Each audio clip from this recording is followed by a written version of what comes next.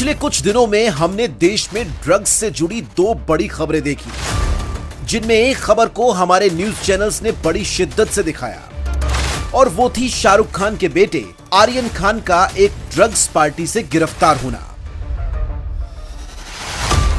और दूसरी थी देश के बड़े और ताकतवर उद्योगपति गौतम अडानी के गुजरात स्थित पोर्ट से 300 किलो हेरोइन का बरामद होना, जिसकी अंतर्राष्ट्रीय मार्केट में कीमत 24,000 करोड़ रुपए बताई गई। पहली खबर यानी शाहरुख खान के बेटे का ड्रग्स पार्टी में पकड़े जाने को हमारे न्यूज चैनल्स ने पूरा दिन दिखाया। जांच एजेंसी एनसीबी के द्वारा अलर्ट होकर इस केस पर काम करना और मीडिया का भी इसको पूरे दिन दिखाना, ऐसा लग रहा था कि देश में कोई और समस्या है ही नहीं।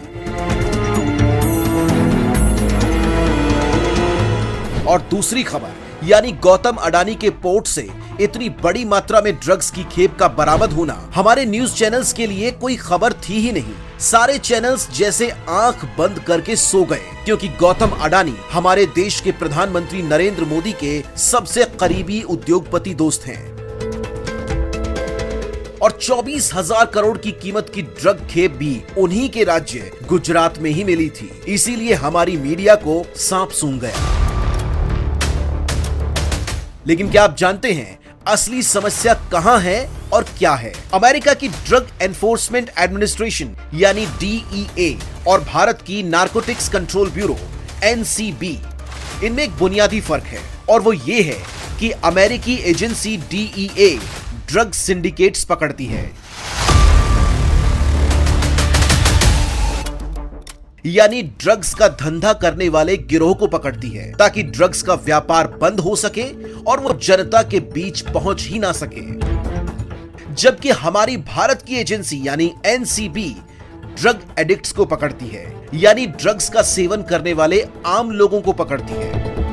मीडिया भी ऐसे लोगों को अपना निशाना बनाती है जो ड्रग्स का सेवन करते हैं, फिर चाहे वो रिया चक्रवर्ती हो या आर्यन खान। अमेरिका में ड्रग्स बेचने वाला जेल में जाता है और ड्रग्स लेने वाले को सुधार केंद्र में भेजा जाता है ताकि वो ठीक हो सके, जबकि हमारे देश में ड्रग्स लेने वाले को जेल में डाल दिया जाता है और ड्रग्स बेचने वाला गिरोह यहाँ सरकारी सिस्टम की मदद से ऐश करता है। ये विक्की गोस्वामी है, भारत का सबसे बड़ा ड्रग किंगपिन,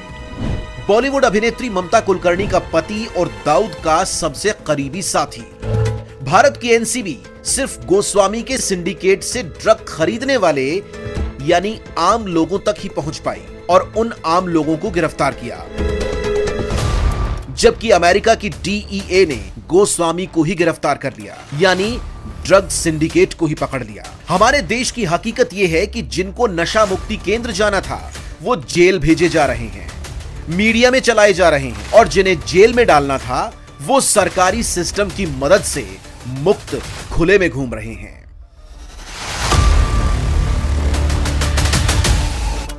अब आप खुद अंदाजा लगाइए कि हमारे देश की सरकार और उसकी पालतू मीडिया इन ड्रग्स बेचने वालों पर क्यों मेहरबान है।